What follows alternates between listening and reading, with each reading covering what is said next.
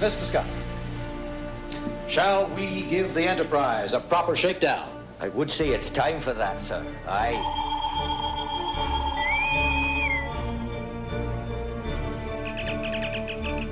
Before this drama unfolds, we give welcome to the ones named Kirk and Spock. You! What planet is this? Which one of you is the captain? Do we violate the treaty, Captain? Sir, someone is stealing the Enterprise. What are you scratching at?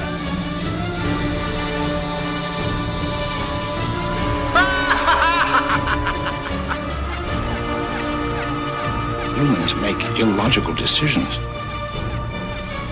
Destruct sequence completed and engaged. No! Yes, I found Mrs. Spock. I'm talking to Mrs. Spock, you understand?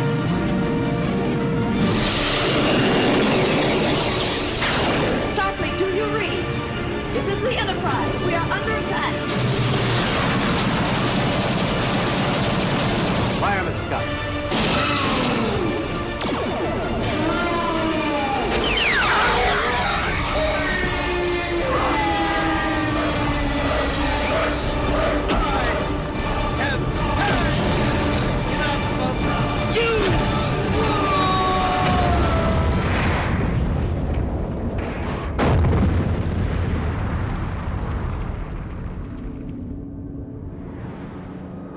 Join Scott Gardner and Chris Honeywell, the two true freaks, every month for a new episode of Star Trek Monthly Monday. Every month you will get a classic episode of Star Trek the Original Series, a Star Trek comic, and who knows what else. Episodes of Star Trek Monthly Monday can be found for free at twotruefreaks.libsyn.com. Libsyn spelled Libsyn. They can also be downloaded for free from iTunes.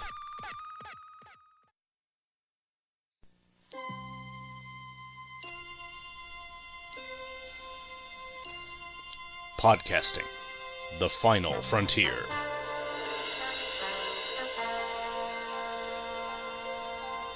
This is the Hammer Podcast.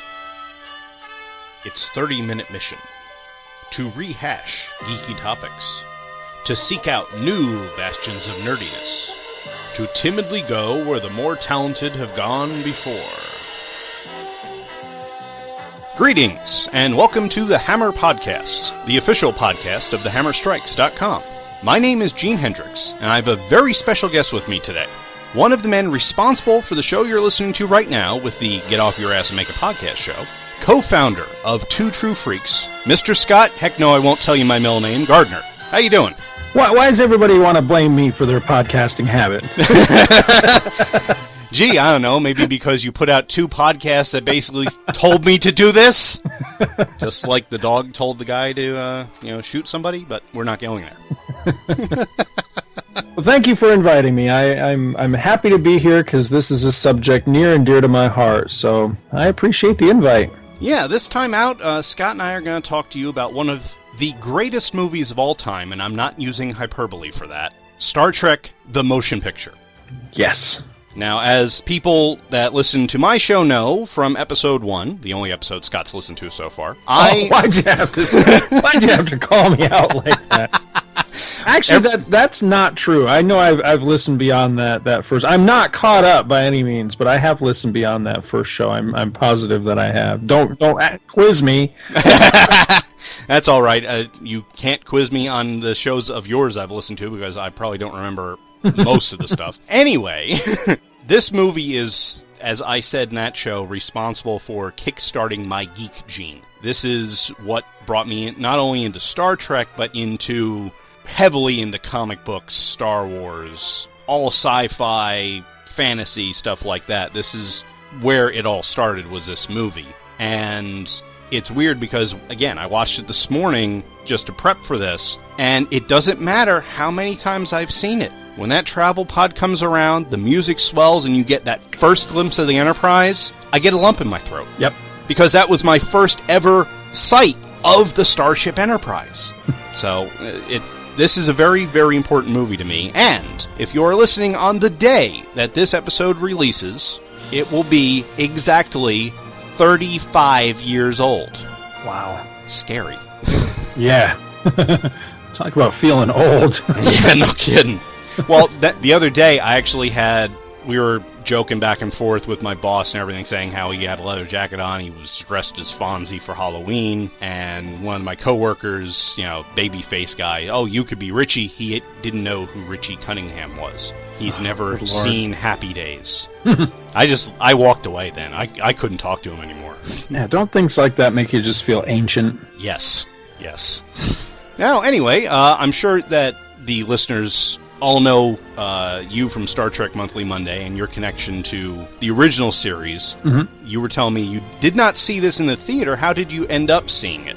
Well, I'll give you the Reader's Digest condensed version as much as possible here. I watched Star Trek as a kid, although I wouldn't really call myself a fan or anything. I couldn't quote you, rhyme and verse on any episode or anything, but I watched it. I was aware of it. I knew it was out there and stuff. And I didn't really become a Star Trek fan, a solid Star Trek fan, until Star Trek II: The Wrath of Khan was on HBO. And that movie was kind of my gateway drug into Star Trek, because it played on HBO, and if you had HBO back in the 80s, then that they would just take a movie and just run it into the ground. They just play it and play it and play it and play it and play it. So it was on all the time, and I just fell in love with it through it being on HBO all the time. And one of the things about Star Trek II that I've always thought was really cool is how it kind of just throws you right into the movie. It doesn't give you a lot of setup. It kind of assumes that you know things, like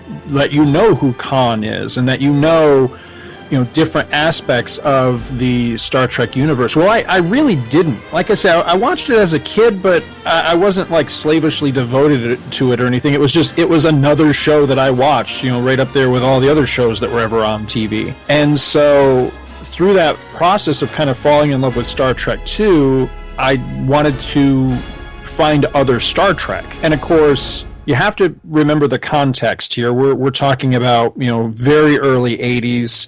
Videotapes were just becoming a thing. The original series was not available on videotape at this particular time. So what was out there for Star Trek? Really, the only other thing that was out there for Star Trek was Star Trek the Motion Picture. So at one point, I went to Mike's Quick Stop in Carthage, New York, where I lived at the time as a kid, and my best friend Chris Honeywell and we rented Star Trek the Motion Picture. Now, Chris had seen the movie, and I remember him and another friend of mine both warning me, basically, about the movie. They're like, yeah, you're not really going to like this. And my initial reaction to it was, it was really good, but it was kind of slow, and it didn't exactly light my world on fire, which seems to be the prevailing opinion of the motion picture. Now, a lot of people will be much more harsh than that, but most of the positive things I hear come down to essentially that. It's okay. I don't hear a lot of people say, oh, I love this movie. That's one of the reasons I was really glad to be with you here today, because I like to find other people that have a really positive opinion of the movie. So where did it change? It changed for me when in the late 80s, early 90s, I was out of the service and I was working retail at a time when video sales were just becoming a thing. People actually buying videotapes as opposed to just renting them. And I worked for a number of different companies, from Saturday Matinee to Media Play to Suncoast Motion Picture Company, all these different places that were doing video sales. And because of the nature of the places that I worked at, most of them were very strict on what you were allowed to actually play on the store's monitors, on their video system. Most of them insisted that what you played was kiddie fare or G-rated movies. Well, of the non-animated movies, there's not a lot of movies that are G-rated. There's only a few I can think of off the top of my head. Two of them that I put into heavy rotation were the original Planet of the Apes from '68 with Charlton Heston. Believe it or not, folks, that movie is rated G. Wow. And Star Trek the Motion Picture, which is also rated G. And through that process of just constantly having that movie on, the daily playlist or the weekly playlist or however, the frequency was that we played it, I fell in love with it through that process of just, it just became one of those movies that, you know, it would be on in the background, and through the music and the pacing of the film, I kind of discovered a real passion for it through that process of kind of, I hate to say being forced, you know, to pay attention to it, but that was kind of what it was, you know, through that process of discovering, you know, this is actually a really good movie that people just aren't giving it the time of day to discover what a good movie it really is. And so that was kind of the process for me. I mean, there's a lot of other factors involved in why I fell in love with it, but, you know, I'm sure we'll get into those, you know, as the course of this conversation goes. But that was kind of my origin story of how I discovered Star Trek the Motion Picture. To this day, it's you know, right there on my top list of movies that I wish would come back around theatrically so I would actually get to see it on the big screen, because when it was out theatrically, I don't even remember being aware of it, to be honest with you, so I missed it. I did not see it in the theater. Yeah, because I know they show Wrath of Khan every now and again. Right. You know, I think it maybe they show 2, 3, and 4 in theaters like every so often, but I don't remember ever seeing the motion picture in a theater. That would, with that score, oh man, that would be amazing.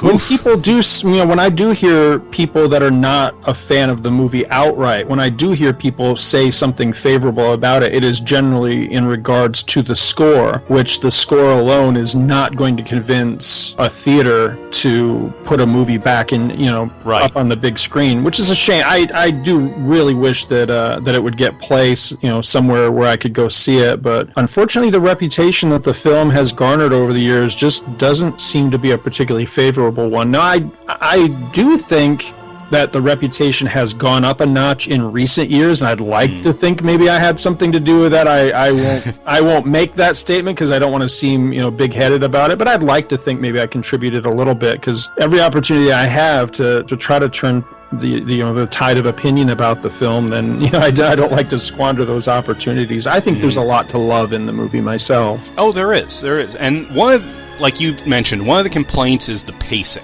And I've heard friends of mine, Star Trek fans, call it the slow motion picture. I hear it called the motionless picture quite often, which annoys me greatly. But having watched it as many times as I have, I look at different things. Like today, I was trying to find how many scenes had a red, yellow, and blue element somewhere in them. And you'd be amazed at how many there are. It's just like when the travel pod's leaving the dock to go over to the Enterprise, on the top where you're looking down, there's red patch, a yellow patch, and a blue patch. And it's amazing, these little hints that they put in for the original series colors, since the uniforms were not those shades. But one of the things with the pacing, and it goes against George Lucas's, you know, don't stop and smell the roses, just get going in it, is a lot of it sets the tone of the movie. This is not a fast-paced action battle kind of movie, especially like the V'ger flyover. That is where most of the people say this needs to be cut. And they actually did cut a little bit of that in the director's edition. Yeah. But it's like the beginning of Star Wars, where you had this little ship of the Enterprise and this humongous ship that V'ger's in. And the amount of time it takes them to just go over the ship, in your mind you're thinking, this sucker is huge. How are they going to do anything to this? And if it was just this quick little thing, you wouldn't have that sense of dread. But it keeps building and building, and even the characters are sitting there looking shocked at how humongous this other ship is. They've never dealt with anything like this before. And Robert Wise knew what he was doing, okay? He knew how to build the tension. But once they get there and they start doing stuff, then, okay, the probe comes on board. Ilea gets snatched. The new Ilea shows up. Spock goes for a spacewalk. Once they get there, things start happening. But it's this slow build-up to it that makes you apprehensive that you don't think they're going to be able to do it. Well, I think that slow build-up comes from two very distinct factors. For one, even though this movie came out post-Star Wars, you have to remember the mentality and the way that films, particularly science fiction films, were made pre-Star Wars. probably the biggest one that you can point to would be 2001: A Space Odyssey. I think, whether intentionally or unintentionally, I think Star Trek the Motion Picture owes more to 2001 than it does to Star Wars, especially in the pacing. I think a lot of people were expecting, at least at the time when Star Trek the Motion Picture came out, that it was competing somehow with Star Wars. But what I really think was going on was that it was competing with 2001. And that being the case, releasing that sort of a movie into a post-Star Wars world, I think that was probably its biggest detractor. The thing that hurt it the most is that people just looked at it and said, you know what, I know you're a brand spanking new movie, but you're kind of a dinosaur. And I think that has stuck with it all these years. The other thing that I think was a major contributor, you mentioned Robert Wise, the director. It's very funny that I hope you don't mind my letting the listeners peek behind the curtain a little bit, but as we record this, it's November 1st. Last night was Halloween. Well, last night I actually sat and watched again The Haunting from 1963, which is Robert Wise's adaptation of The Haunting of Hill House, the film that he did in 63. Now, I enjoy that movie, but as my wife and I were both saying repeatedly while we were watching it, by today's movie-going sensibilities, that is one plodding, slow movie. It's good and it's suspenseful, but if you go into it with a modern sensibility of, particularly, say, horror films, where you're expecting blood and guts and horror and fast-paced, quick cuts and all this special effects stuff, then you're going to walk away sorely disappointed, because that's not what that movie is. It is a suspenseful, it's more of a, it's not what you see, it's what you don't see. And to a large degree, I think Star Trek the Motion Picture is kind of made on that same mentality. Not that there's not beautiful special effects and incredible sets and everything, but it's more, Wise is taking his time to tell the story. He's not feeling a sense of being rushed. So, the movie takes, 2.5 to 3 hours, something like that. It's a very long movie. The original theatrical release was 2 hours and 10 minutes. Oh, I always thought it was more than that. No, that's the one I watched today, and if you include the overture, which I sorely miss in movies, is the overture, it would add like another 5 minutes maybe. But yeah,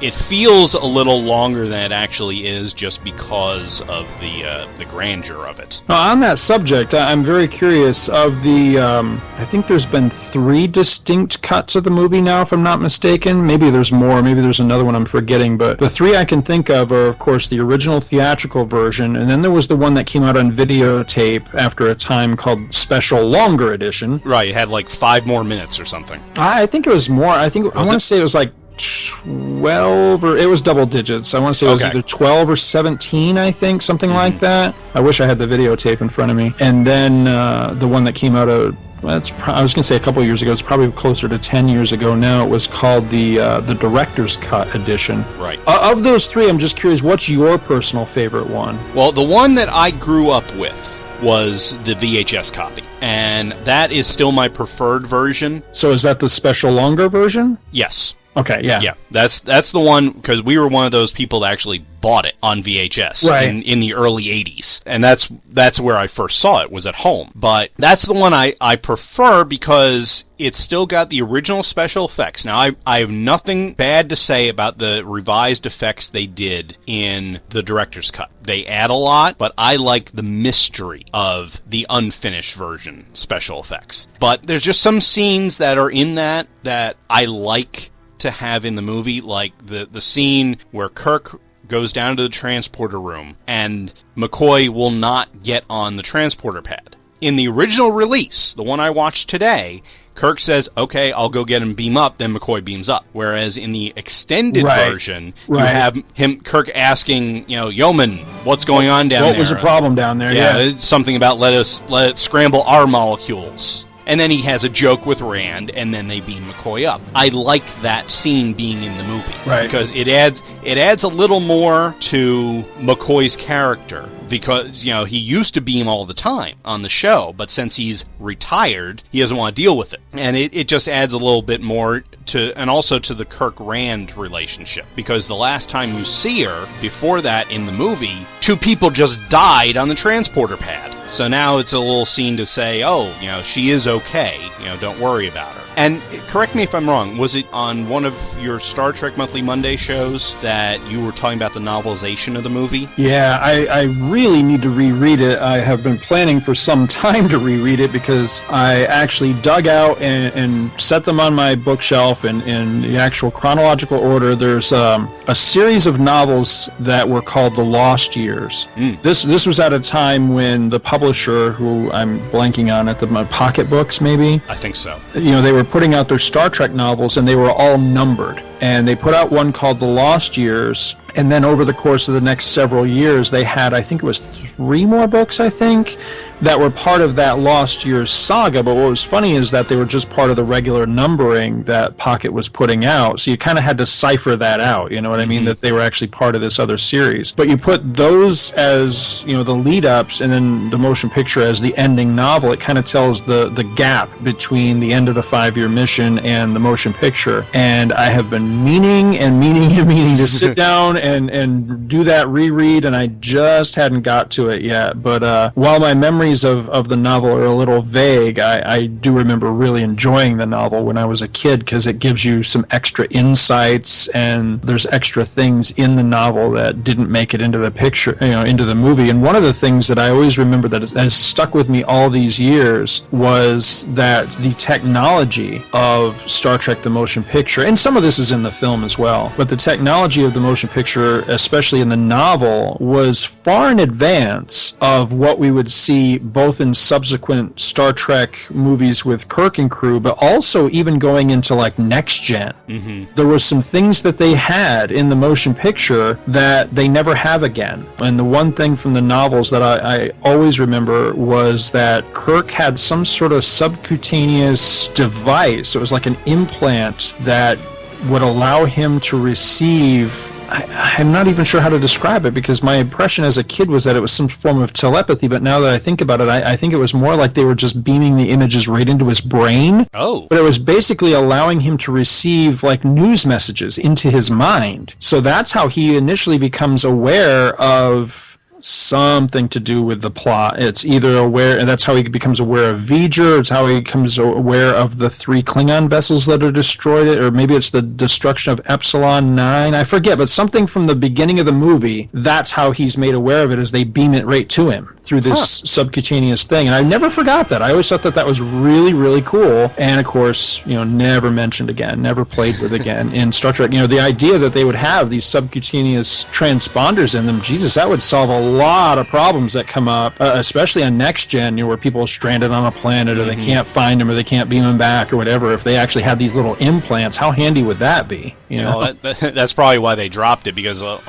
crap, now we can't do all these kinds of shows. Right. Well, also, I just thought of this, is that, we're always talking about how Star Trek either predicted things to come or set the trend for things that people wanted to invent. That idea right there, whether it was Gene Roddenberry's idea or Alan Dean Foster's, who wrote the novel, that kind of presupposes chipping, putting the microchip like in your dog or something, Right, yeah. I guess people are actually chipping their kids these days, which just seems a little sketchy to me, but but that idea that Kirk was chipped. He had this chip in him to where they could, for one, they could keep tabs on him, I guess, but they could also communicate with him when they needed to. I just always thought that was an interesting idea. And, there were other things in there, too. It's a little more firmly established the identity of the woman that perishes in the transporter accident. According to the novel, that was Kirk's ex-wife. Yeah, and if you watch Shatner's performance in that scene, you can tell it's not just the pain of losing 2 crewmen. There's more there, because he can barely speak after they're told that the starbase gets him back, that they died instantly. He's just choked up, and that's not because he lost a Vulcan science officer. That's because that woman meant more to him than just somebody else. I really appreciate you saying that because, I don't want to harp too much on this idea that the movie is beset upon by critics, but it is. There's no denying that you and I are in the vast minority liking this movie as we do. And one of the things that pains me continually that I hear about the movie, beyond the fact that it's slow and it's plotting and not a lot happens and blah, blah, blah, I even hear the performances attacked. I even hear the story attacked that, it just doesn't feel like Star Trek. They're not all jokey like on the show. Well, they're not jokey because it's a very serious situation, but I would argue with anybody that says it doesn't feel like the television show, because I find that I think it feels a lot like the show, but I think that Shatner really delivers one of his better Kirk performances in this particular movie, because he's not jokey, hammy Shatner. He's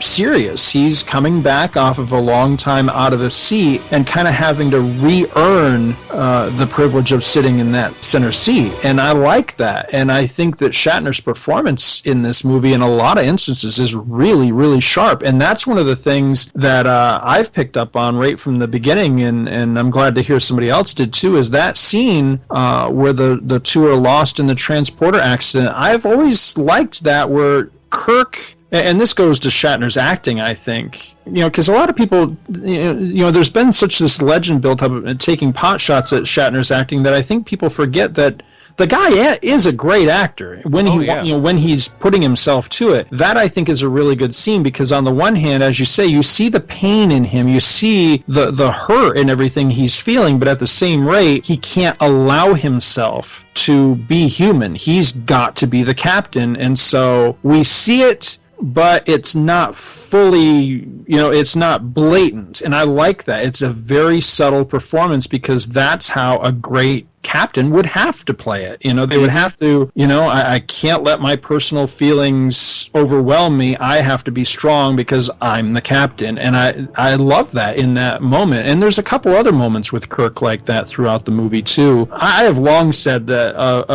one of the big reasons I like this movie so much is that I don't think Shatner ever looked better than Star Trek the Motion Picture. Right. Some of the other actors, some of them look really good, some of them would look better in, either prior projects or future projects, but Shatner, Kirk, who to me, that's what Star Trek is all about. At the end of the day, it's Kirk's story, to me. But Kirk, I don't think ever had a finer moment than Star Trek the Motion Picture. He still looks pretty good in Star Trek 2, but part of the thing with that movie was him coming to face with the fact of getting old and his mortality and all, and he kind of looks that way. Whereas in this movie, damn if he doesn't look like he's right in his prime, man. And I like that. He's fit, he's trim, he's back. He's rested and tanned, and Kirk is back, and I like that. I think that really plays to the strength of the movie. Oh, it does. And this is the only, I think I'm stealing from you here, but this is the only movie of all the Star Trek movies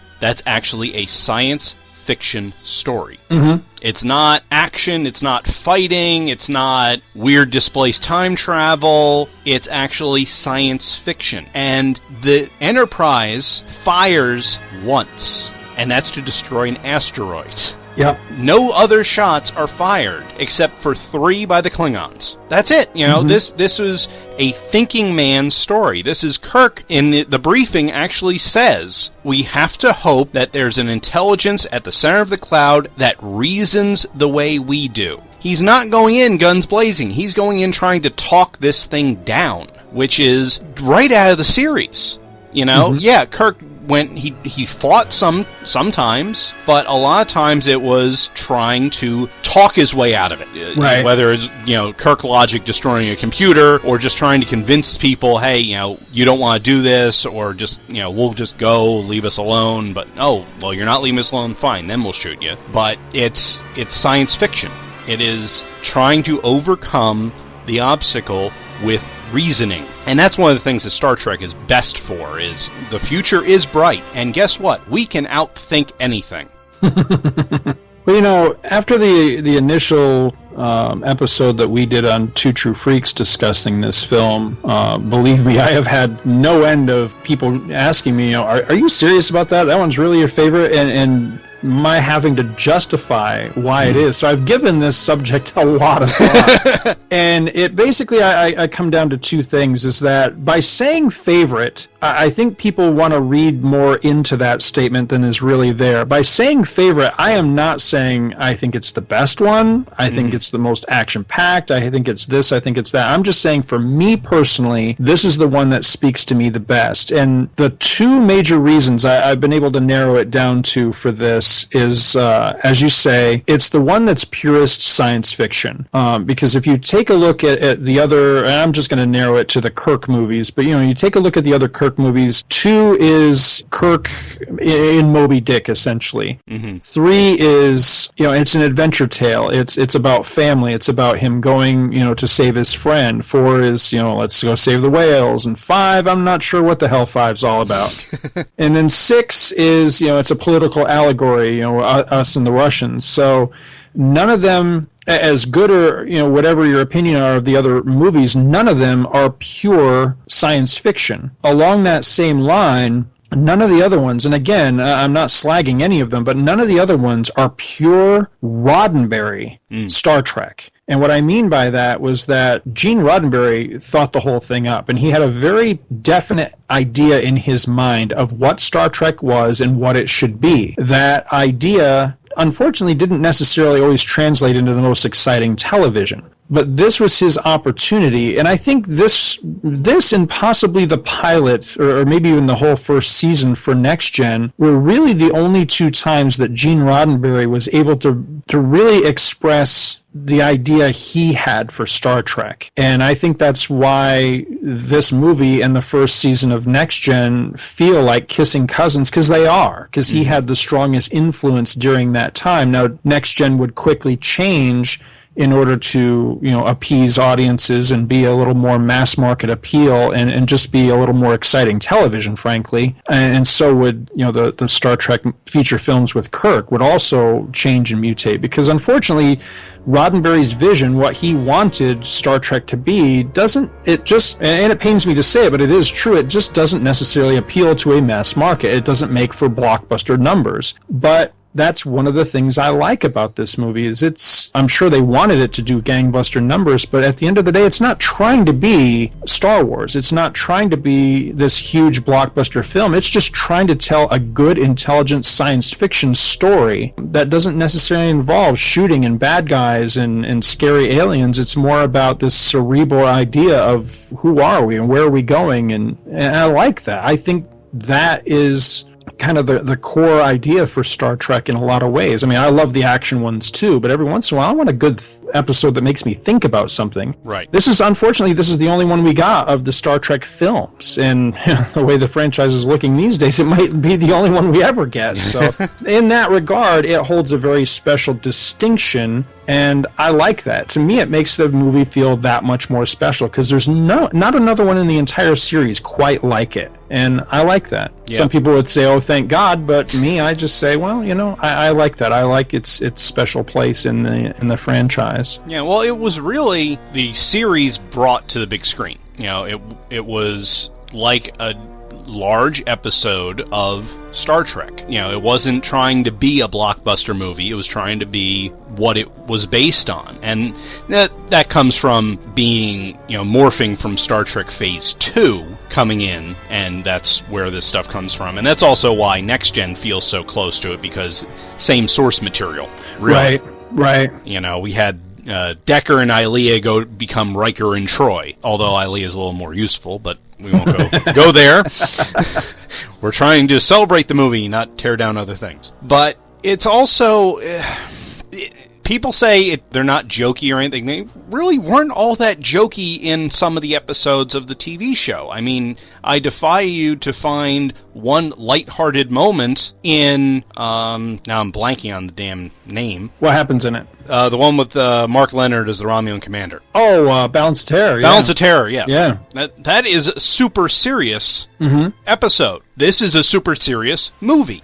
But it's not without its humor, though. It does have humor. I mean, it's got the, now that we've got them right where they want us line. Right. I think that's the thing with it, is that a lot of it is subtle. A lot of the deliveries, whether comedic or serious or whatever, a lot of it is very subtle. And it's, as I say, it's those subsequent rewatches that pointed these things out to me where I was like, okay, I get that now. That's really cool, or that's really funny, or whatever. Yeah. Sometimes it would take, multiple viewings to kind of catch those things. Yeah, well, case in point, I just noticed today when Kirk is beaming to the space dock, Scotty's standing there, and the one chief is operating the transporter controls.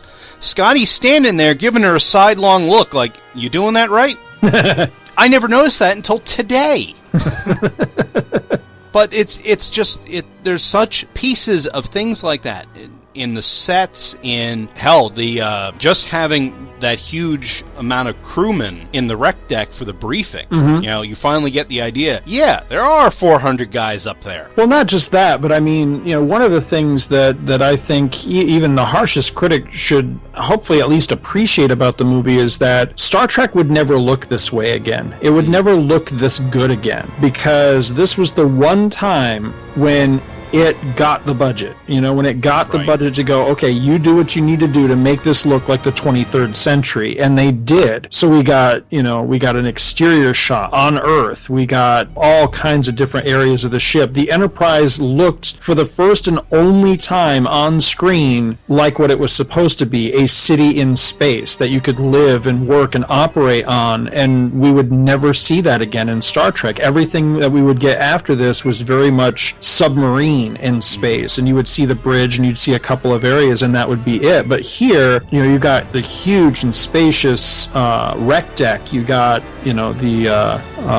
when Kirk comes in the shuttle pod and he looks down into where they're loading the supplies, and I love stuff like that. It's funny that I'm raving about that, because that's one of the things that makes my co-host Chris crazy about some of the other Star Trek films, was that people were going just to see new areas of the ship and kind of disregarding what the movie was actually about. That I'm not saying I focus on those things, but that is one of the strengths of this movie, I think, was that they were really able to lavish the money on it to make it feel, I mean, this one feels the most, I hate to use the word realistic because it's not realistic, but you know what I mean. It feels the most believable in a lot of ways because the world is there. Right, you see behind the scenes. You see, this is when they have their downtime, they go to the rec deck and do this. When they're off duty on Earth, apparently they have a huge toga party because there's a bunch of people who look like they just walked off a Roman set. But still, you don't see everybody in the Starfleet uniform all the time, and even the uniforms. There are a huge variety of uniforms in this movie, from the so cool that my wife actually commented, that's a really sharp uniform, Kirk's Admiral uniform. Yeah. To, the short sleeve option, to Sulu wearing like a wraparound thing, all these variety of uniforms. Again, you're not going to see that until Encounter at Farpoint, and then they got rid of those. Right. In Next Gen. So it's you just get more of like you said, a believable feel that this isn't just a set. This is part of a world. Right. And exactly. that's where a lot of the money went, was the special effects and costuming and everything. And it definitely shows. And I for one am happy about that, because it's one of those things where, again, my wife had a question while we were watching it, and I said, okay, hold on. I went and got my Mr. Scott's guide and said, that page, read that. And I said, oh, okay. That's my book from when Star Trek 4 came out. They put out a new edition of that, and that was a birthday present that year for me. Still have it. Still the same copy. And believe it or not, it's not falling apart.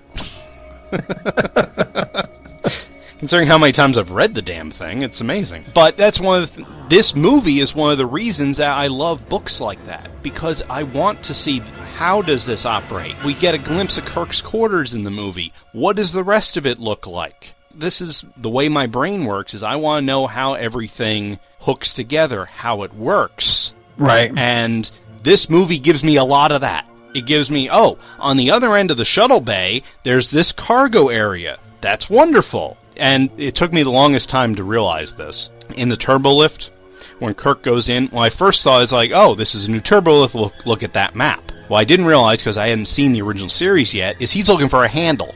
Right, yeah.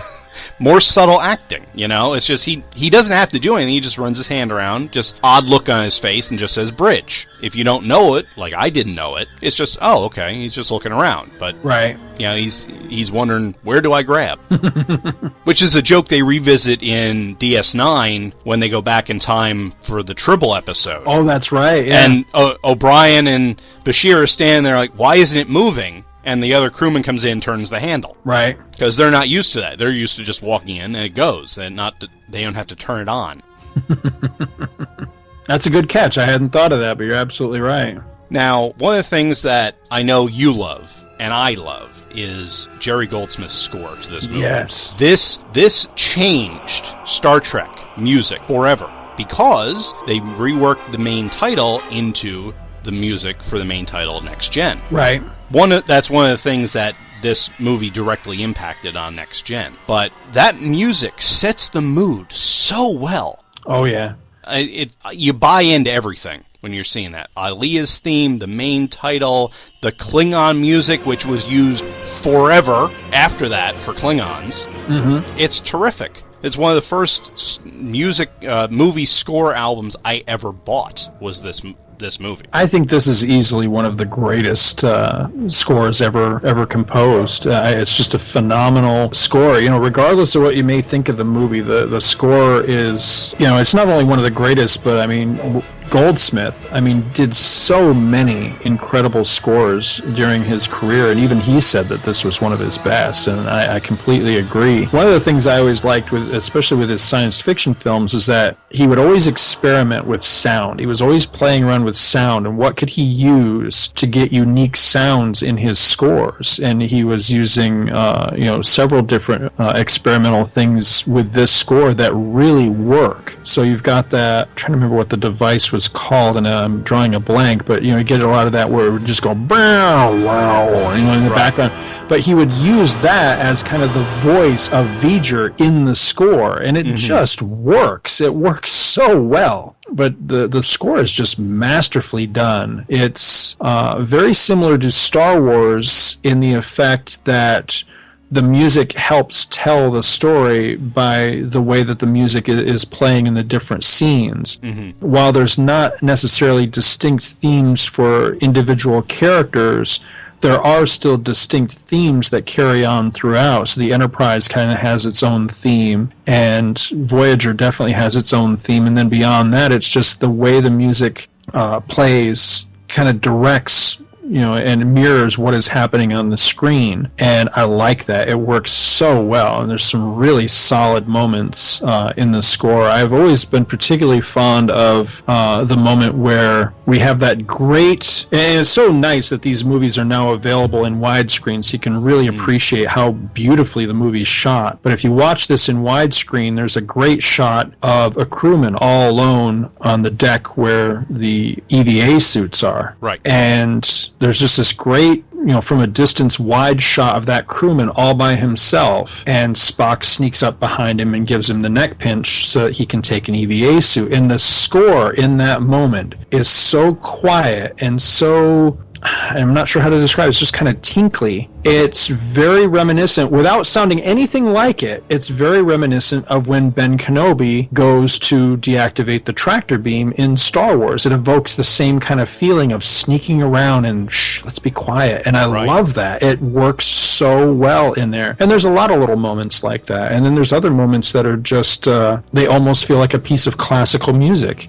I love the moment when Spock's shuttle approaches the Enterprise and performs that little turnaround maneuver so that it can dock. The music and the feeling in that moment is very 2001: A Space Odyssey. And it's moments like that, when I hear other people criticize those moments as dragging the film down, I'm like, you're completely missing what's happening here. This is actually beautiful. Mm-hmm. And I love, those are the moments that I really like. Yeah, it's one of the things that it's showing you that, these may be big clunky machines, but they have a grace about them. Exactly, yes. Yeah. And it's actually treating it like it's in zero gravity, because you could not do a flip like that within, range of any kind of planet, because you would have to fire thrusters to get away from that gravity. No, it's basically picking a point within itself and completely flipping around Right. around that point while still moving towards the Enterprise. Right. It's just beautiful. Well, I'm a very big fan of early space flight. You know, Mercury through Apollo. And you have to remember what was happening in the real world behind the scenes around the time that this movie came out. You know, not long before this film, we had seen the official announcement of the space shuttles. And because of overwhelming fan demand, frankly, they decided to name the very first space shuttle the Enterprise. Now, it never flew, it was just a mock-up, but that was the first one. So Star Trek fandom was on the upswing again, you know, when this movie was coming out. You know, there'd kind of been a resurgence of interest in Star Trek. And a lot of these guys, you know, the actors, particularly Nichelle Nichols, were very closely tied with NASA in the real space programs. And Gene Roddenberry himself wanted that authentic feel of being, you know, like Star Trek the Motion Picture feeling like an outgrowth of where we were as a people and as a nation with our own space program of the 70s. And that's another thing that this movie really represents well. It's really the last time it was really represented in Star Trek, in my opinion, of this feeling like a natural progression of the real space program as it existed at that time, especially the moment where Decker takes Ileana to the rec deck, and he shows her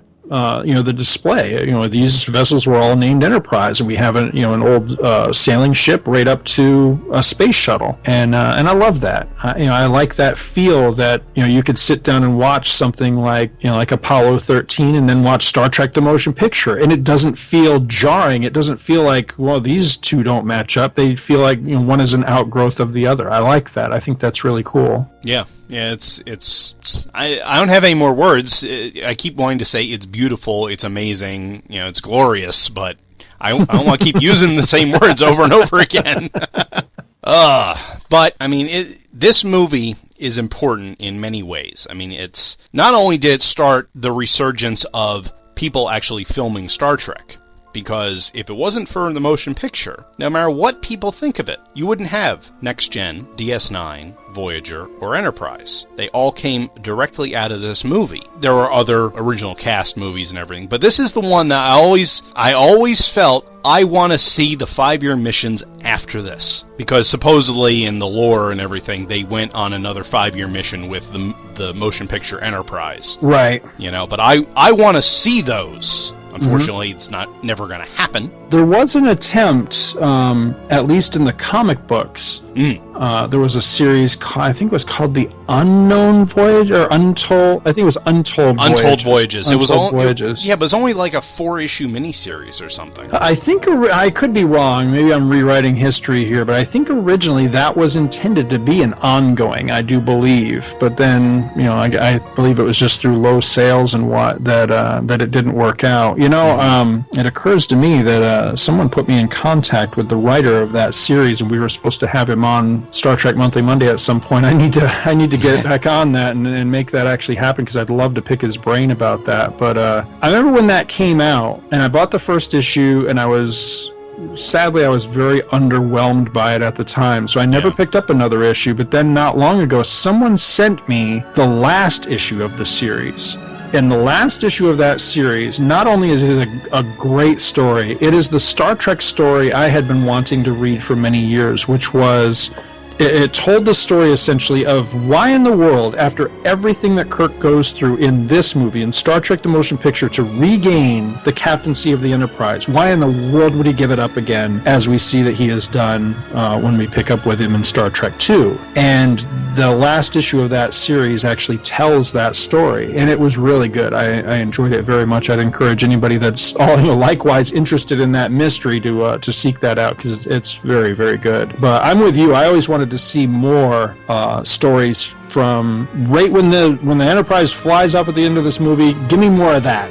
Tell me, okay, what happens next? And there have been some stories, but none of them stand out in my mind as being particularly memorable. There was one a couple years ago called Ex Machina that was okay. Mm-hmm. I wanted to like it more than I did because the author was so enthusiastic about the motion picture. He spends the entire preface of the book raving about, how this is his favorite movie and everything, but then unfortunately the book wasn't very good, so... Well, the best of intentions don't always lead to good results, unfortunately. Yeah, this is true. Otherwise, some of my stuff would have come out better, but that's just the way it is. Well, we could probably go on for hours. Yes, about this movie, but I don't want to burden the listeners too much. Allow me to wrap up for everyone listening by saying this. Whether you've seen this movie recently or not, I would encourage you, on the 35th anniversary of it, give it another watch. Just sit back, enjoy it, look at it from a science fiction perspective. Not in comparison to any other original cast movies, just as a huge episode of the TV show. And I promise you, your opinion will go up. That's not too big of a promise, is it? No. I want to tag something onto that as well. All right. If you actually do that, if you do what Gene has asked, and I encourage people to do the same thing. Absolutely do that. Watch it. Whether you love the movie and you've seen it a million times, or whether you're like, that movie sucks. Dig it out and rewatch it again on the anniversary, as close to the anniversary as you can. When you do, though, here's what I'd like you to do: tag us on Facebook. Let us know. Hey, I'm watching this again because Gene and Scott said to watch it, so I'm watching it, and I want to see. How many people do that? I think that'd be fun. Yeah, that would be great. See what the numbers come in. Of course, I only have about 5 listeners, so we'll turn that around. Yeah, well, that's why I'm on the Two True Freaks Internet Radio Network. Well, thank you very much, Scott. I appreciate that. You've definitely raised the level of this show, at least the awareness of the show. And how about you tell everyone where they can find you? You can find me and everything that I do on the internet at www.twotruefreaks.com. We have a regular Star Wars show, very first Monday of the month. We do a Star Trek show, actually a couple of them. Second Monday of the month, third Monday of the month is comics, and last Monday of the month is a brand new show we've just started up called Earning My Ears that is all about Walt Disney World. And they're all wonderful shows. I can tell you that because I have listened to every single one of them. Oh, and don't let me forget Back to the Bins as well. Back to the Bins comes out every Saturday and is a great show just about loving old comic books. Which, in my opinion, are the best kind. All right, well, thank you again, Scott, and I'll see you next time, everybody. The Hammer Podcast is a production of thehammerstrikes.com. Questions and comments can be emailed to Gene at thehammerstrikes.com. Look for The Hammer Strikes on Facebook and Google+. Part of the Two True Freaks Internet Radio Network.